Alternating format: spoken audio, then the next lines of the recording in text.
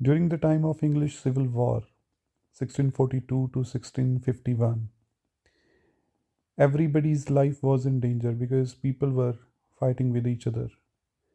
And it was a time when there was not a sovereign authority or absolute authority who can who could take out the people out of this chaos. At that very time, Thomas Hobbes wrote Leviathan, in which he said that the absolute authority should be there. तो आज हम बात करेंगे leviathan की। Thomas हूब्स जो कि English philosopher है, उसने यही बताया लेविएथन में कि भाई एक एब्सोल्यूट अथॉरिटी की बहुत ज़रूरत है, क्योंकि उस टाइम में जो सिविल वॉर है उसने बहुत आतंक मचा दिया था। और वैसे भी इंग्लिश सिविल वॉर में ओलिवर क्रॉमवेल ने एक मनाक को एग्जीक्यूट कर दिया था और खुद लॉर्ड प्रोटेक्टोरेट बनकर उसने अपना एक राज दिया।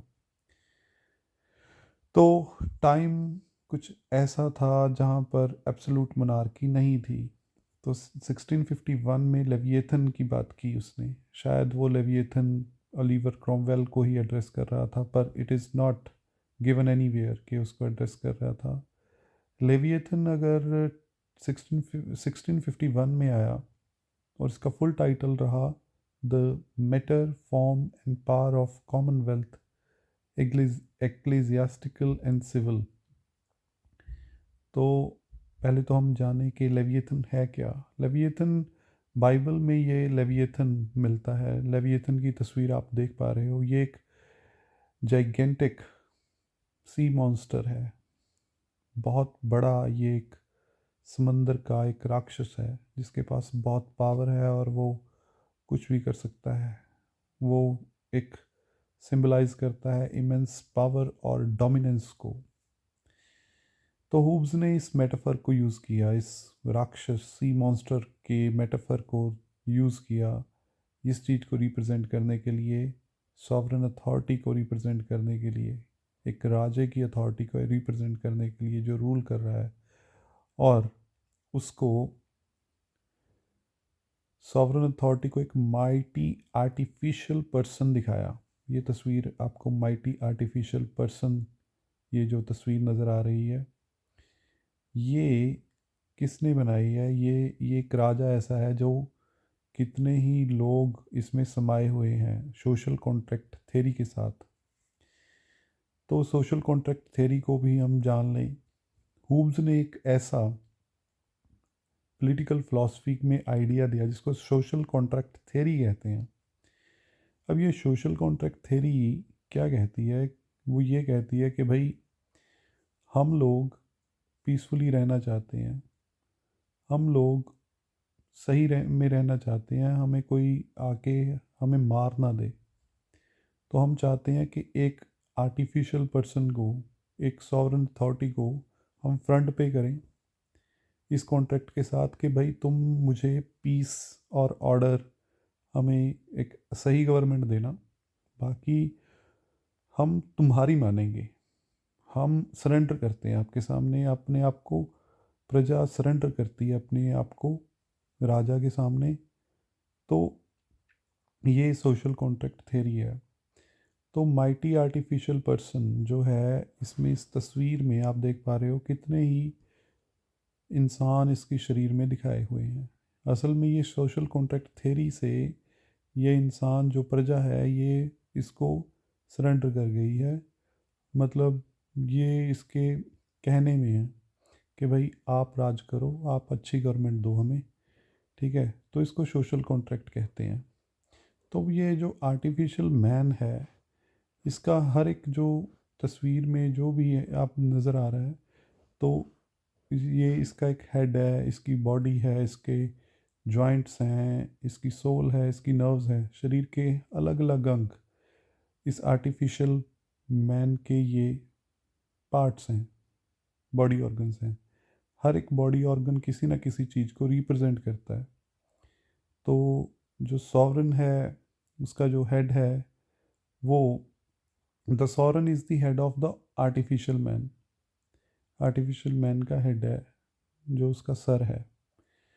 तो इसके पास अथॉरिटी है, ये पीस और स्टेबिलिटी लेके आएगा। ये जो आर्टिफिशियल मैन है ये पीस और स्टेबिलिटी लेके आएगा, इसके सर के ऊपर क्राउन है। तो इसकी जो बॉडी है, बॉडी में सिटीजन्स हैं। अब ये जो लोग हैं, इन्हीं ने ही लेविएथन को बनाया है, इन्होंने ही लेविएथन या आर्टिफिशियल या सॉवरन को बनाया है। क्यों बनाया है?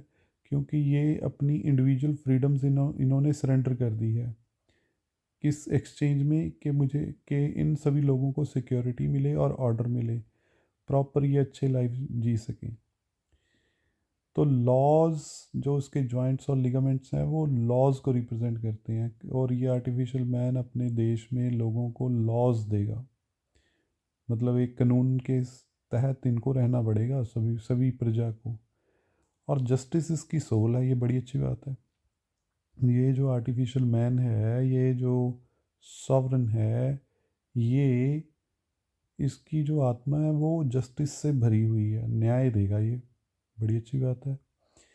और इसकी जो नर्व्स हैं उसमें, इसकी नसों में इसके काउंसलर्स और ऑफिशियल्स हैं, जो हेरारकी वाइज राज करेंगे, मतलब रूल करेंगे एक तरह से, इसका कहना, इसके ऑर्डर को फॉलो करेंगे।